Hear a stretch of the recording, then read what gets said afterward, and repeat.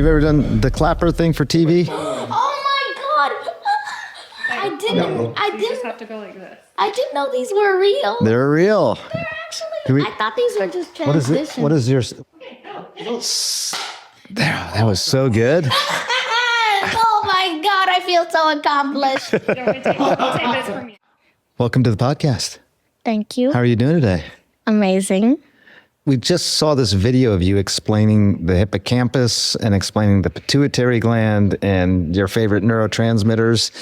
Tell me about this. How did this YouTube channel start for you? So basically, I've had a lifelong love for learning, and around the age of 4 to 5, I wanted to start a YouTube channel because I had learned a lot from all of the educational channels, and I decided that it would be best if I shared the knowledge I had gathered with the world. Amazing. Sean, I have so many questions for you. When did this start for you? How old were you when you started watching and learning on your own? About 0 months old. What do you mean? In the right when you were in the womb? In the womb, I was doing science. Like, if my mom's belly was emitting kinematic equations. What do you mean? Yeah, well, so that was really just a way to transition into the fact that from babyhood to now, I have been learning and educating and soaking up information from any type of media or source that I can find, because I've always wanted to learn. How kids enjoy playing video games, I enjoyed learning. Like, learning was my video game. And I really just had a passion for it. Because, like, basically, everything I've done so far is a passion project. I have a sort of gravitational attraction towards learning. When you're thinking about this sort of stuff, are you learning it and then memorizing it, or are you trying to create new information, new knowledge? I bet you've heard of this. I have hyperthymesia, which means I have a hippocampus that's on steroids. And basically, the second I learn something, I kind of memorize it. You can't forget it. Well, I can forget it, but I mean, usually this hyperthymesia I have, it's kind of weird. My mom likes to call it selective because I still forget a lot of things, but the thing is, it's activated by a trigger. So like, if I watch a video using a certain song, then it's like the neurons, they just start firing in a loop until it brings me back to like 3 years ago when I heard the same song. How does it make you feel? It's double-sided because sometimes it makes me happy, bringing me back to those memories of when I was very much a littler kid. And sometimes it really brings me stress and anxiety because sometimes there are these horror medias that I see and I watch them and I'm interested in them. And then in the middle of the night, the repercussions of hyperthymesia come and I eventually just can't sleep. Just replaying it as a loop? Exactly. Like, there was this one jump scare that I wasn't ready for, and then I go to bed, and then it's just like, hey, remember that jump scare? What else? What in your own life, do you want to have a certain profession one day, or do something specific in terms of your work? Well, I want to be a neurocardiosurgeon, which can be defined as the combination of a brain and a heart surgeon. And I invented this word when I was 4 years old because when I was doing research on the human body or anatomy, which was one of my favorite science subjects to study about, I found out that the brain and the heart are connected in a loop where the brain has to tell the heart to pump blood and the heart pumps blood to the brain so the brain can tell the heart to pump blood. And it's a loop. So I thought, if one is damaged, then what's going to happen to this loop? So I decided to specialize my treatment in both of those. Well, I do one of those. Yeah. I do the brain part. So if you ever need any help, I mean, just give me a call. I don't know what kind of advice I can give you, though. You are so brilliant at such a young age. But what point did everyone else start noticing this about you? Well, if you're speaking of my parents, then Right over there. yeah. Well, at 9 months old, we were driving to Carter's to get me some snazzy new baby clothes. And I looked at the sign and I flashed back to my months of learning phonics and reading and vocabulary. And I opened my little baby mouth and said, Carter's. I had read the sign that was on the top of the building. Sorry. And my mom was amazed. She was like, to my months of learning phonics and reading and vocabulary. And I opened my little baby mouth and said, Carter's. I had read the sign that was on the top of the building. Sorry. And my mom was amazed. She was like, Sean, did you just read? And I'm like, silence.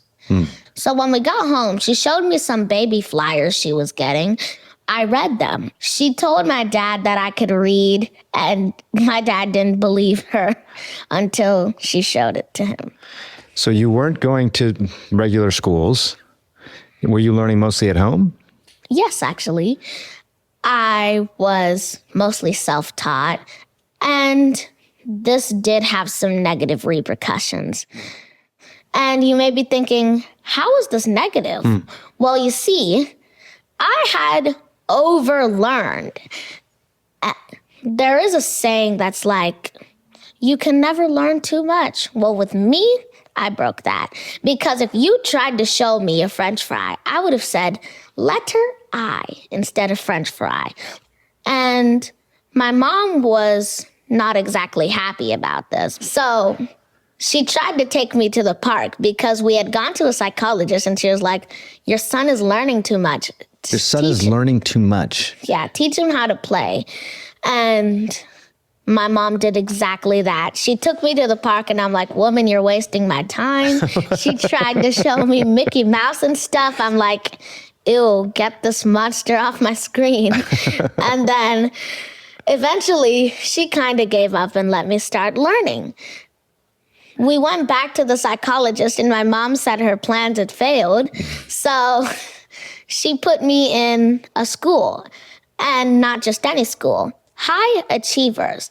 This technically counts as a shout out. So shout out High Achievers. All right. I hope they're listening. Yeah.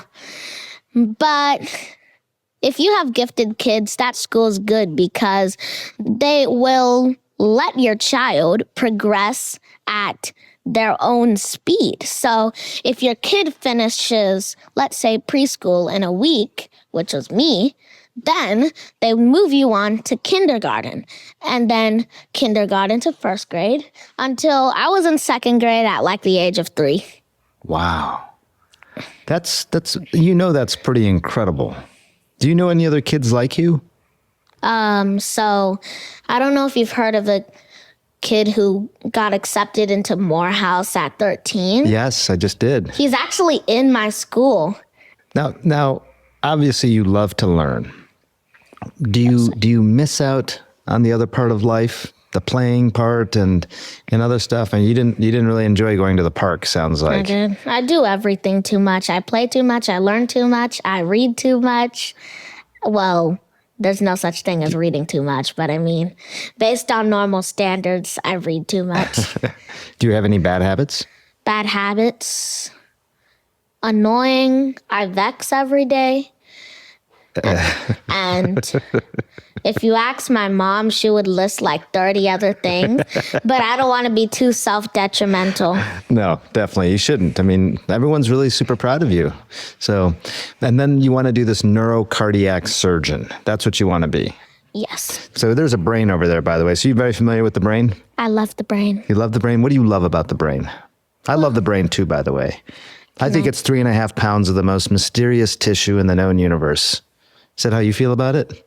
well, technically, there's more mysterious stuff in the universe like dark matter, but the most mysterious thing in the body because we do not like understand it. Do you have a favorite part of the brain? Let me see if we can get inside it because my favorite part of the brain isn't on the outside.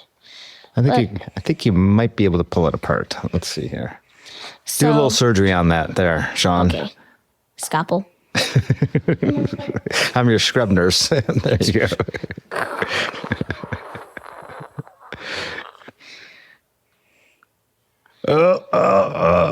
Don't cause any catastrophic bleeding. I think ripping his brain in half is already enough. I would not want my brain to have this happen to it. No. Although, they do operations where they remove an entire hemisphere of the brain. Did you know this? Yeah, it's used to treat seizures, and sometimes they cut the corpus callosum.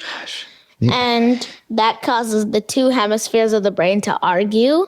And that's always just kind of been a little freaky for me as a kid. Pretty sure it's in the middle, right? Yeah. So what do you love about the hippocampus so much? Memory, because memories are something that you can cherish.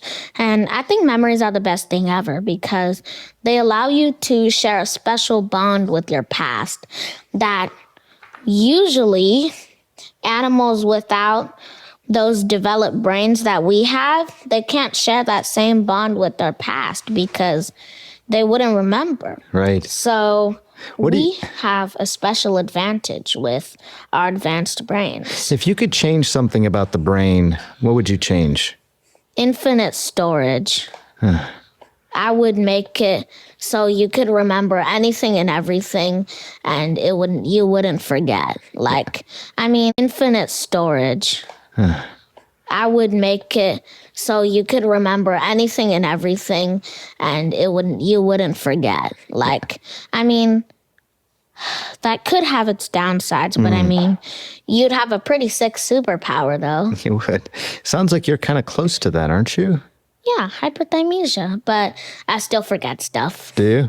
I forget what my mom told me to do when I walk upstairs, and then I just end up doom scrolling for an hour. No, you do not. You doom scroll?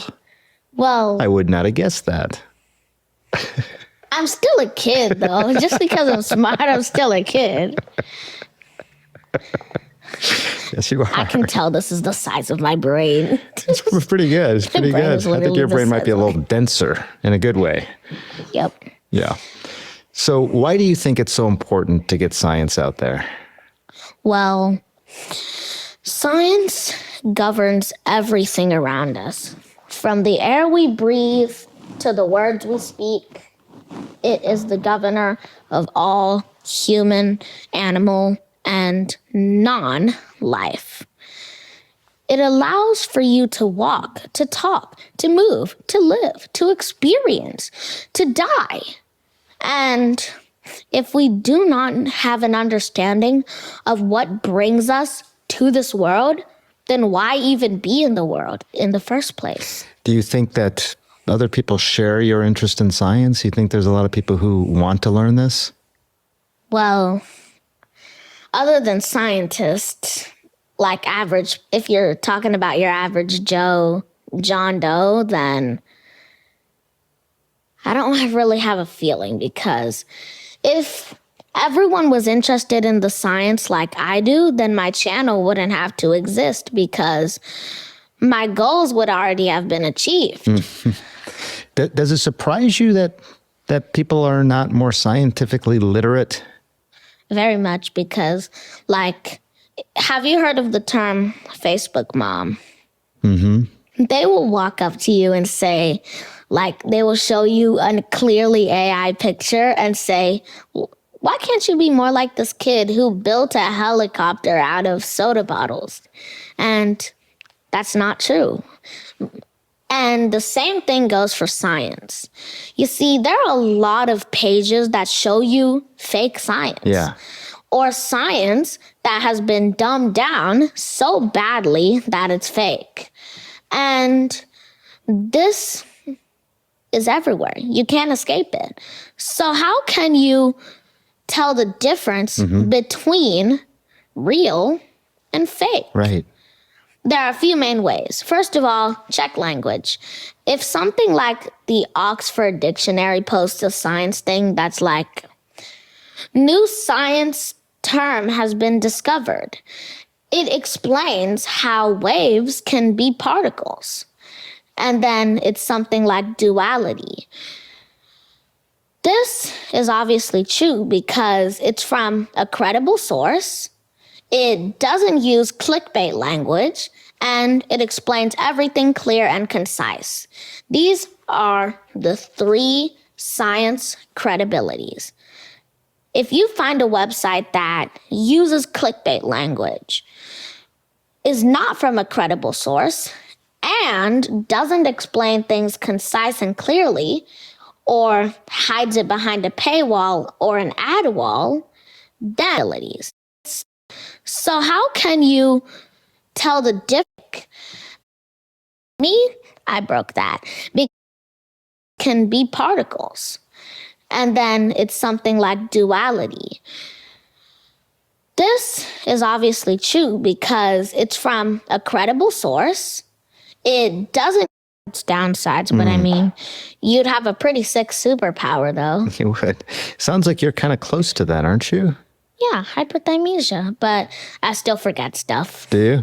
Like, I forget what my mom told me to do when I walk upstairs, and then I just end up like doom scrolling for an hour. No, you do not. You doom scroll? Well, I would not have guessed that. I'm still a kid though. Just because I'm smart, I'm still a kid. Yes, you are. I can tell this is the size of my brain. It's pretty good. It's pretty brain good. is I think literally your the brain might be a size of little denser in a good way. Yep. Yeah. So why do you think it's so important to get science out there? Well, science governs everything around us. From the air we breathe to the words we speak, it is the governor of all human, animal, and non-life. It allows for you to walk, to talk, to move, to live, to experience, to die. And if we do not have an understanding of what brings us to this world, then why even be in the world in the first place? Do you think that other people share your interest in science? You think there's a lot of people who want to learn this? Well, other than scientists, like average, if you're talking about your average Joe, John Doe, then I don't really have a feeling, because if everyone was interested in the science like I do, then my channel wouldn't have to exist because my goals would already have been achieved. Does it surprise you that people are not more scientifically literate? Very much, because, like, have you heard of the term Facebook mom? Mm-hmm. They will walk up to you and say, like, they will show you a clearly AI picture and say, why can't you be more like this kid who built a helicopter out of soda bottles? And that's not true. And the same thing goes for science. You see, there are a lot of pages that show you fake science. Yeah. Or science that has been dumbed down so badly that it's fake. And this is everywhere. You can't escape it. So how can you tell the difference between real and fake? Right. There are a few main ways. First of all, check language. If something like the Oxford Dictionary posts a science thing that's like, new science term has been discovered, it explains how waves can be particles. And then it's something like duality. This is obviously true because it's from a credible source. It doesn't use clickbait language, and it explains everything clear and concise. These are the 3 science credibilities. If you find a website that uses clickbait language, is not from a credible source, and doesn't explain things concise and clearly, or hides it behind a paywall or an ad wall, then you can tell that it's probably clickbait. Now you go on another website called articlesformoney.com. I couldn't think of anything that That's a good sounded one. more clickbaity than that. That's pretty clickbaity. Yeah. How worried are you about this? This misinformation and disinformation? Very worried because people are actually investing in it, and then they read the article, and the article's like, scientists discovered where dreams are made in this area in the brain that was just discovered like yesterday. It's obviously true, can't you see? Now watch this ad and click this pop-up. They're totally safe. And they end up learning false information because a month later, it's proved that that area was literally just the corpus callosum from an angle that made it look empty. And then that website has planted a seed of lies that you will go to share to your friends, and that friend has that seed of lies until near the whole world is believing in a lie that was disproven a month later. And then everyone goes to that website and floods it with reviews that are definitely not PG.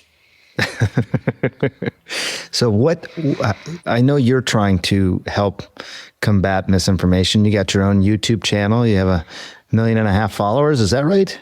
Mm-hmm. It's incredible. Well, estimated. I have 1.4 million. 1.4, sorry. 1 point. I've got to get it accurate. I don't want to be a purveyor of misinformation here. No, it's fine. Okay, It's thank you. basically 1.5. Yeah, okay. I so- think it was a fair mistake. But you're trying to get good information out there. Is it tough teaching these concepts to adults? Yes, because actually I've made mistakes in my videos before because I used to think that the heart could pump blood to the 4th floor of a building, but that was actually a lie that had been planted in my head by a book. And I believed it because it sounded credible. And this has happened to more people than me. And I shared it on my channel to millions of people, and just because a 10-year-old made a mistake, people are saying, are you dumb? How could you be sharing this fake stuff? That's bad. Sean, you've literally destroyed my trust. Really? I'm a 10-year-old. Like, let 10-year-olds be 10-year-olds. So what are you most optimistic about for the future? Myself. You're betting on yourself. Yeah.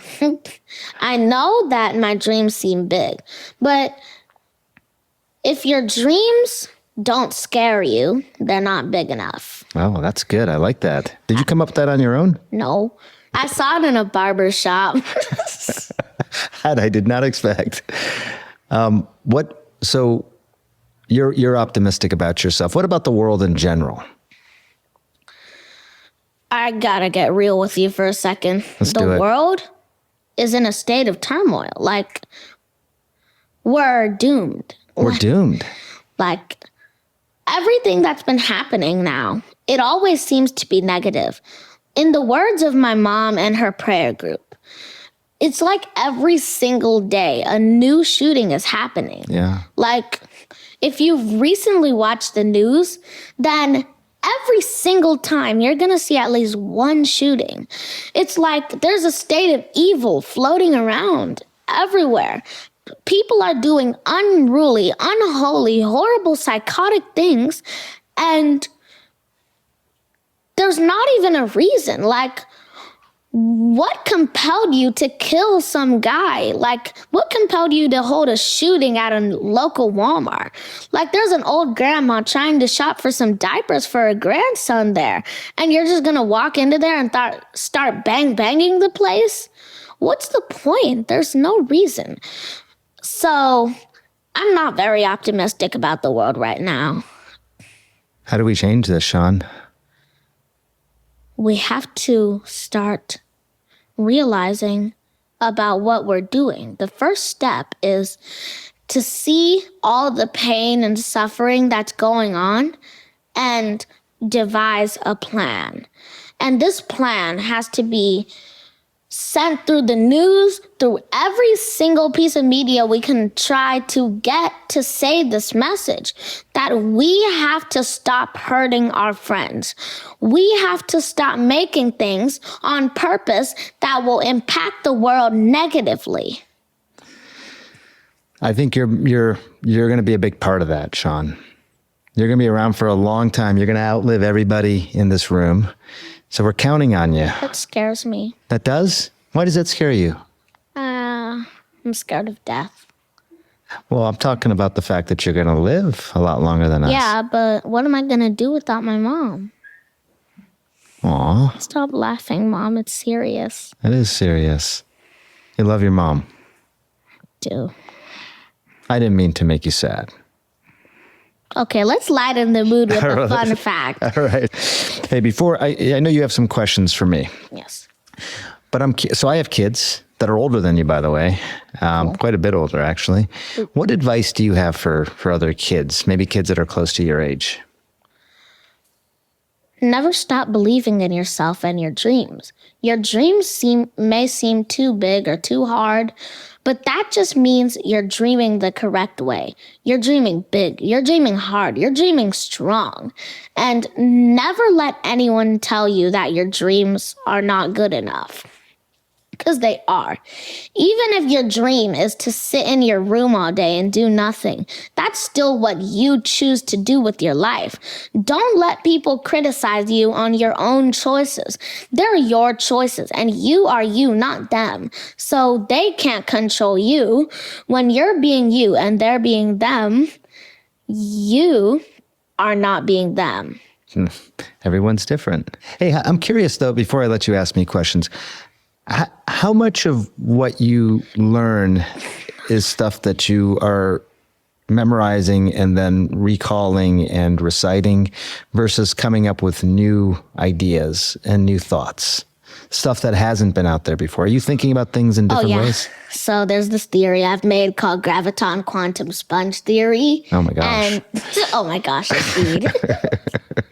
Graviton quantum sponge theory? Yes. Okay. It describes the origins of the universe and tries to unify quantum mechanics and relativity. Wow. It basically says that the universe has little holes in it. These holes represent dimensions, and it's still a work in progress. So any physicists out there, don't get any bright ideas. It's my theory. Let's lighten it up Yes. because you get to ask me questions now. All right. What you got, Sean, the science kid? Neuroplasticity. One of my favorites. Your favorite. Yeah. Oh, yes. I mean, how do you not like neuroplasticity? Exactly. Even the word is fun to say. Try saying that 3 times as fast. Neuroplasticity. Neuroplasticity, neuroplasticity. All right. What about it? So what do you really think about it? Like adapting to different environments. We were reading one of your COVID interviews, and when you were talking about how we have to adapt to the new life, one thing popped into my head. Neuroplasticity. Now, I know that's a little outdated, but did you think anything about neuroplasticity while saying that? The honest answer is not really, because I was thinking more about the fact that our way of life, our phenotype, if you will, the way that we're expressing ourselves in life would have to change. And our behaviors would have to change as a result of the pandemic. But neuroplasticity, which I agree is an incredible concept, I think is more about this idea that there are certain areas of the brain. We used to think of the brain as this very sort of have specific functions for specific areas. And we now know that that's not the case, that different areas of the brain can do different things, and they can even take over if one part of the brain is damaged. And there's also something known as neurogenesis. Are you familiar with neurogenesis? Well, Genesis is the chapter of creation, so Correct. Creation of new brain matter. Yeah, new brain cells, exactly. So we now know that's possible as well. So it's crazy, right? We can just we're this close to being Wolverine at this point. Oh, I see you making me think. I hadn't thought of it that way. Yeah, you're right. We are growing new brain cells. But going back to neuroplasticity and neurogenesis, I do think that we're learning a lot more about the brain. And we're realizing that you can grow new brain cells at any age, which I think that's pretty exciting because people think as you get older, Your brain cells like stop regrowing. stop regrowing and maybe even starting to deplete. But if you can grow new brain cells at any age, that's pretty optimistic. But I mean, still, there are still chances for diseases or conditions, I should say, such as Parkinson's, dementia, etc. That's true. That's true. Although we're getting better at preventing some of those things as well. Yeah. Yeah. And also, I wanted to talk to you about, and this is a real good word, psychoneuroimmunology. Oh my goodness. You have good words. Yeah. Try saying that 3 times as fast That's again. right. I'm kidding. Yes. Psychoneuroimmunology. Psychoneuroimmunology. Psychoneuroimmunology. Yeah, we did. That was easier, Are we actually. just going to do that with every word? I think we should, Yeah, especially if it has more than 3 syllables. How about that? Oh, yeah. Okay. So psychoneuroimmunology. This is fascinating. So what's your question? So my question is, how do you think emotions affect the immune system? Yeah. And if a happy guy gets sick, will they heal faster than a Yes. depressed guy? Probably. There's my answer. Probably. No, but I think, people talk about this thing known as a placebo effect. Have you heard of the placebo effect? Yeah. You can give someone a fake pill Uh-huh. and their body, they will think that it's a totally real pill and eat it. And they will think that the pill is actually helping them heal, Yes. when really that's just their body naturally healing. I think I'd have a hard time teaching you anything, but I'll tell you this. Expectations. Knew it, just kidding. That's funny.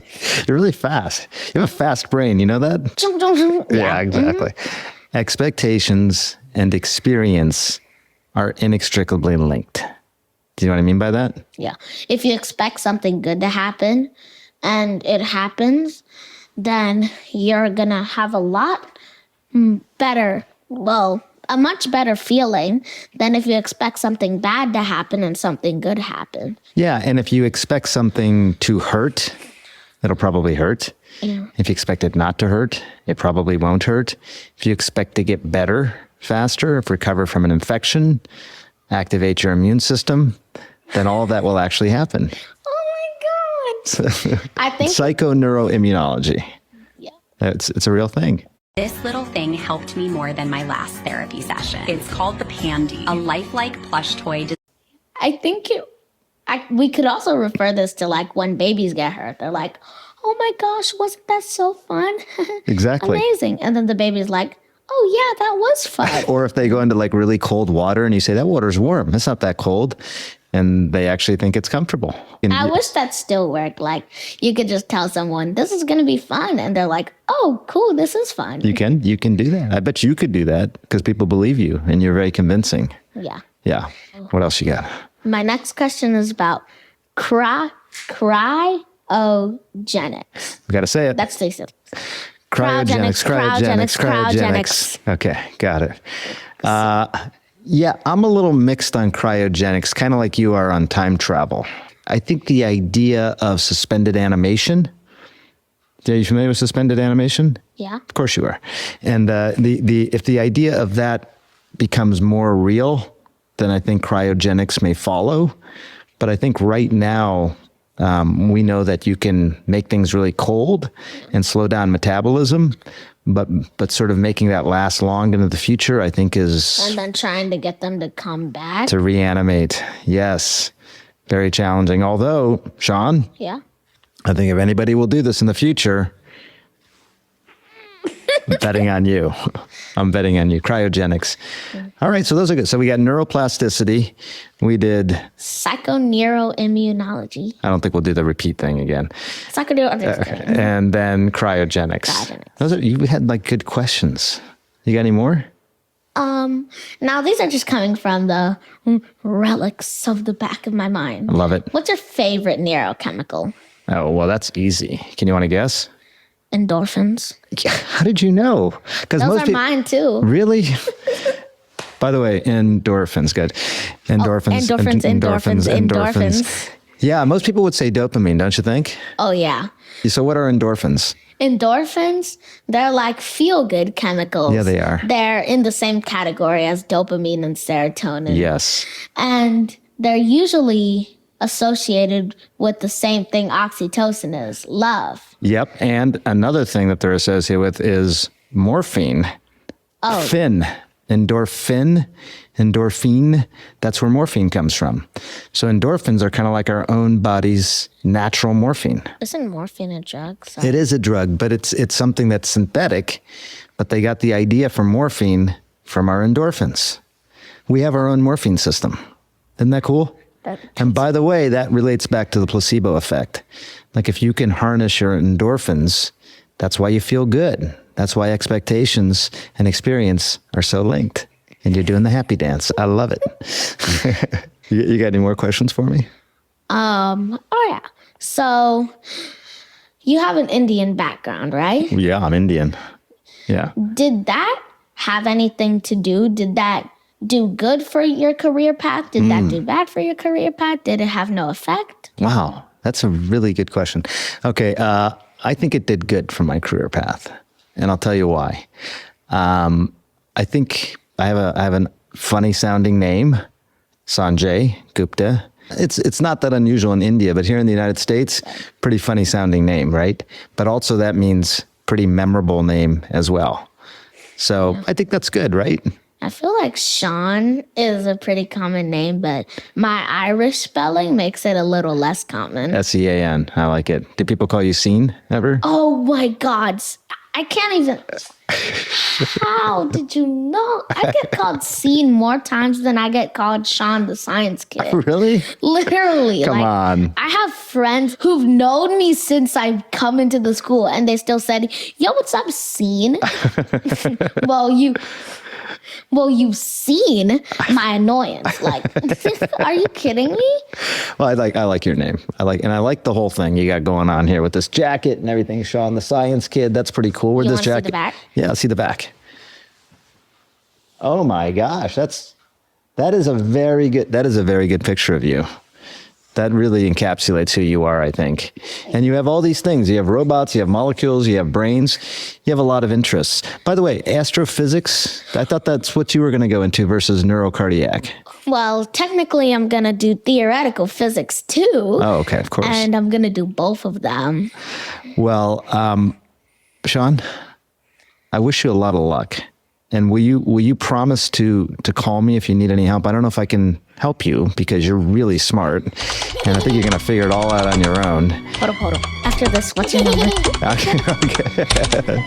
Gotta give me your number. I'll give you my number, and then you can. And then, like, when I'm with my friends, I'm just gonna be like, oh, nothing. I'm just calling Sanjay.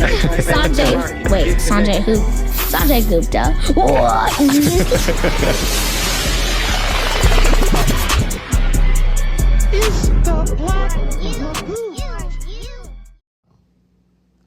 It's Ella Jones.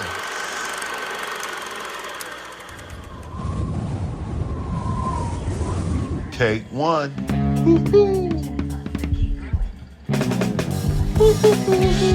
Yo, Trey, what up, though?